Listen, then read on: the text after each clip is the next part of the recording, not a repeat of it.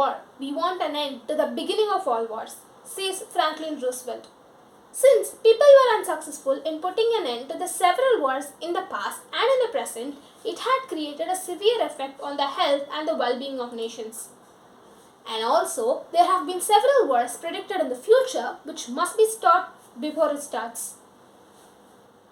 And now, to picture all of these, I have got a case in every point, like the Yom Kippur War in the past, the Iran-Israel proxy war in the present, and according to the US Intel report, there might be a future war between India and China for several reasons. And if you are interested in learning about these wars, continue watching this video. The Yom Kippur War. This was an unforeseen war for Israel, who had underestimated the Egypt and Syrian countries. Actually, there was a running battle between the Arabian countries and Israel, who had defeated them in the Six-Day War 1969. And this was why the Egypt and Syrian confidentially planned to regain their lost territories, the Sinai and Gaza Strip and Golan Heights of Egypt and Syria respectively. Now, let us see how did Israel defeat the Arabian countries even though they had a large, massive force who were armed to their teeth. On 6 October 1973, the Egypt and Syria attacked Israel on the same time at two different fronts, which was completely unanticipated by the Israel. In addition to this, Israel also had a severe numerical disadvantage with a ratio of 1:10 with Syria and 1:11 with Egypt, which, considering the soldiers, the equipments and the artillery pieces altogether. So, as we expected, the Arabian countries in the first few days seemed to have an early success. But this situation completely took a reverse turn on October 14, 1973, on which the Israeli troops completely damaged the Egypt and Syrian troops. Now, how did this happen? Even though the Arabian countries had 10 times larger force than the Israel troops, how did they defeat it? Well, this war is the best example that victory does not depend on the number of forces or the equipment they have. What matters the most is the ability to adapt to the events, the familiarity with the equipment they use, and the quality of the training. Specifically, this war can depict what will happen when a defender uses a modern system while the attacker does not. This was the reason for the defeat of Egypt and Syria, who had material advantage but not tactical effectiveness. Finally, this war got over on 21st October 1973 due to an international pressure from UNSC. Good tactical skills could have changed the situation and helped the Arabian countries to pursue their sensible, realistical and strategical objectives. But unfortunately, since they lacked those, this could not be achieved. So this was about the Yom Kippur War, or also it's called as the Ramadan War. And now, secondly, let's move on to the Iran-Israel proxy war, which is a long-lasting one for 37 years. And I'll give you just a gist about it. Now, Iran and Israel's relationship can be classified into four major phases. The ambivalent period from 1947 to 1953, and there was also a friendly period from 1953 to 1979, and after 1979 started the worsening period till 1990, and after the end of the Gulf War to the present, thus it started getting more worse. How did this happen? After the establishment of the State of Israel in May 1948, Iran was the second Muslim majority country to recognize Israel as a sovereign state after Turkey.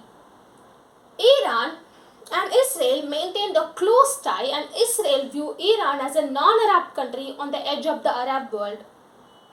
The trade between the countries were also brisk, while the Israeli constructions being active in Iran and the Iranian oils being transported to European markets via Israel, and all was a good relationship and friendship between the countries lasted till 1979. On the year of 1979, under the rule of Ayatollah Khomeini, who took a stance of anti-Israel policy and cut off all official statements with the Israel, the official, the statements, the official documents, the state institutes, and all other things.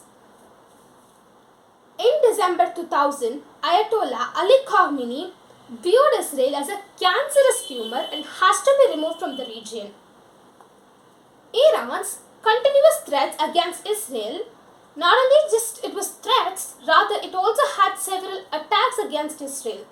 For example, on 18th July 2012, a bus carrying Israeli tourists had a bombing attack and 5 of the Israeli tourists were killed while 32 of them were injured. And the Israeli Prime Minister Benjamin Netanyahu blamed Iran and Hezbollah for this attack.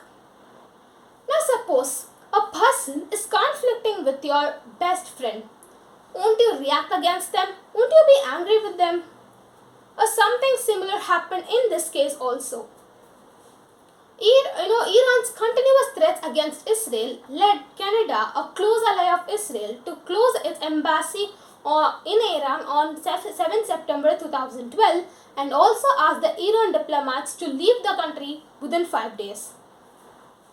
Now, not only the threats and attacks, Iran also started making nuclear weapons, and in order to prevent them from making nuclear weapons, Israel made an explosion on Iran's largest uranium facility at Natanz, which it said had caused significant damages to its centrifuges. Now, this proxy war between Iran and Israel could anytime turn into a disastrous war. And if at all there is a war between those countries, they would gravely damage each other, and it's more likely that no one will rise as ultimate victor. Wars never bring lasting peace; they only last death. Now, thirdly, let's move on to our last segment, but not the least segment. According to the US Intel report, there might be a future war between India and China for several reasons. One of the basic reasons include the territorial problems, which is lasting, since the India-China war, and it had got more deepened in the past 2 years skirmishes. Recently, the Galwan Valley skirmish is regarded as the deadliest one in the past 2 decades with India and China. It had made 20 Indian soldiers to lose their lives, and severe casualties in Chinese troops were also there, but it was not officially reported. And to retaliate, India boycotted all Chinese products and apps, and the Indian Railways cut the official contract with Chinese companies, and also the Department of Telecommunication notified BSNL to not to use any Chinese upgradations.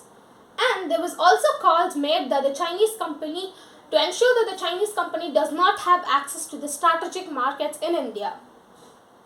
Now, suppose experts also say that this Chinese territorial conquest technique as salami slicing, which involves the encroaching upon small parts of the enemy's territory over a large period of time.